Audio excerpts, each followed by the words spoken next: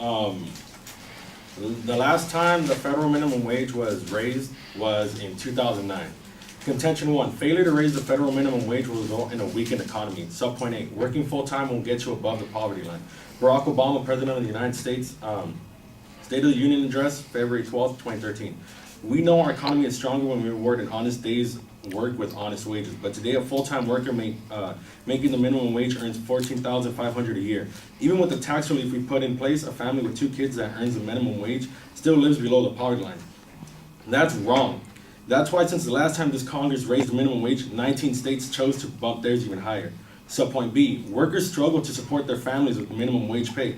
Ruth Milkman, professor of sociology at CUNY Graduate Center and academic director of CUNY's Murphy Labor Institute, updated Thursday, August 29, 2013. Its protagonists are ordinary workers, many of them black, brown, and or female. They are struggling to support their families on jobs that pay at close to the legal or close to the legal minimum wage with few benefits. Adding insult to injury, full-time work is hard to find in the fast food and retail world. But many workers have no other options since the Great Recession permanently wiped out millions of better-paying jobs.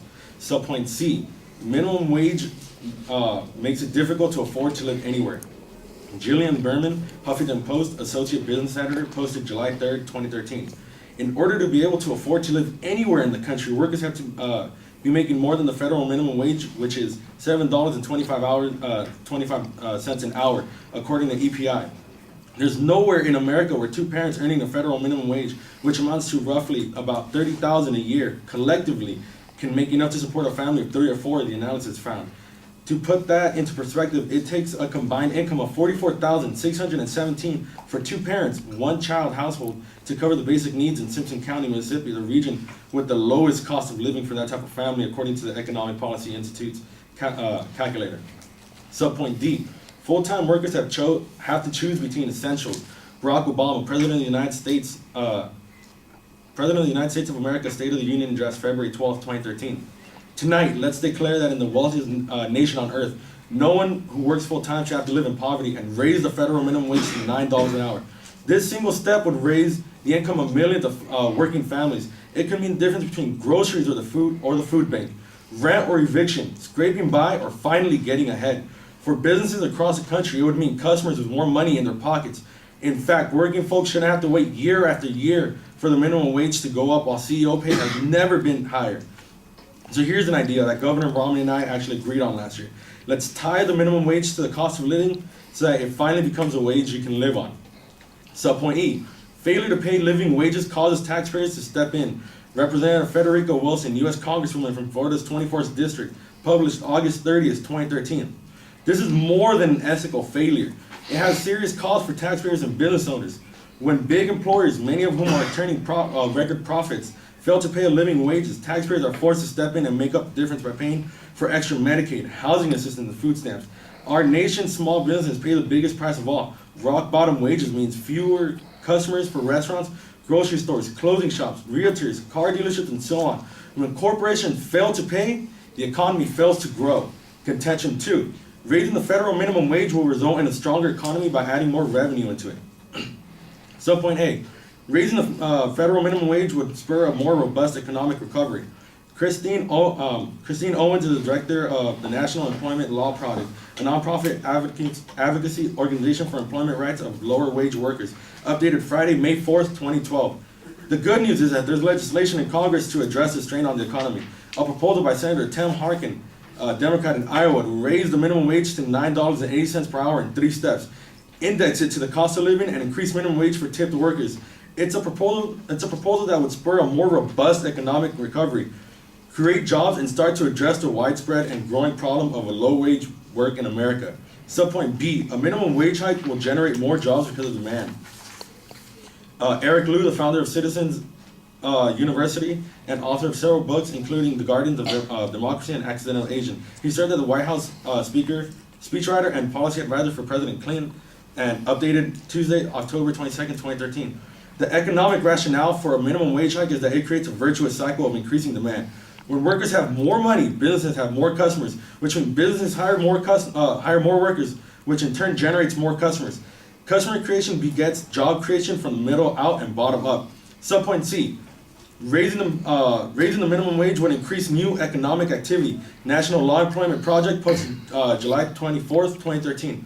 With 70% of the economy driven by consumer demand, business sites lack of demand as a major reason they are not hiring. However, with overall wage growth stagnant and declining in low paid occupations, many consumers just don't have the money to spend. The Economic Policy Institute estimates that raising the minimum wage to $10.10 would generate more than $32 billion in new economic activity, supporting the creation of 140,000 new full-time jobs as businesses expand to meet increasing demands. Subpoint D, raising the minimum wage would increase consumer spending. Christine Owens is the executive director of National Employment Law Project, a nonprofit advocacy organization for employment rights of low-wage workers, updated Friday, May 4th, 2012.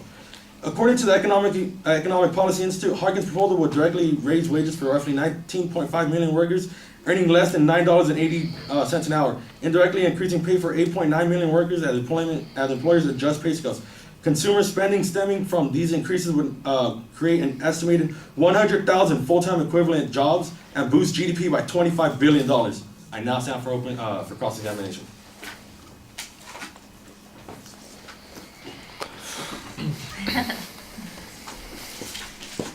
So can you describe to me what a typical minimum wage job is?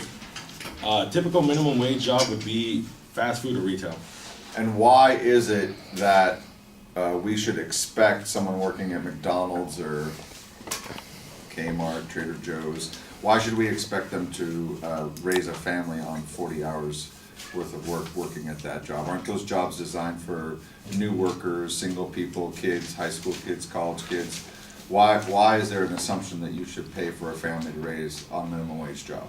Unfortunately, not everybody can go to school, and actual evidence actually shows that not only are teens the only ones working in fast food and retail world, there's actually a lot of adults over the age of 40 that are working in the retail world that have kids and have to I get that. I get that they've chosen that lifestyle, but why should we reward that choice by giving them a living wage when those jobs weren't designed to raise a family on to begin with?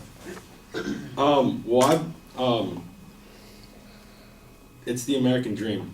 The American dream is to work at McDonald's? The American dream is that no matter from where you are starting, there is an endpoint that will result in higher expectancy. So if you can raise a family of 4 working at McDonald's, what motivation do you have to go to college and improve yourself and get a better job? Well, higher wages will increase higher productivity. So I'll become a better McDonald's worker? But what motivation do I have to do something other than McDonald's? Well, that motivation, you're referring to a generalization, I believe, right now. And that's going to have to depend on every single person that works at a McDonald's or, as you're stating, any retail world. Because it depends on every different person to have that motivation to either strive to be more, maybe even be the manager. All right. My time's up.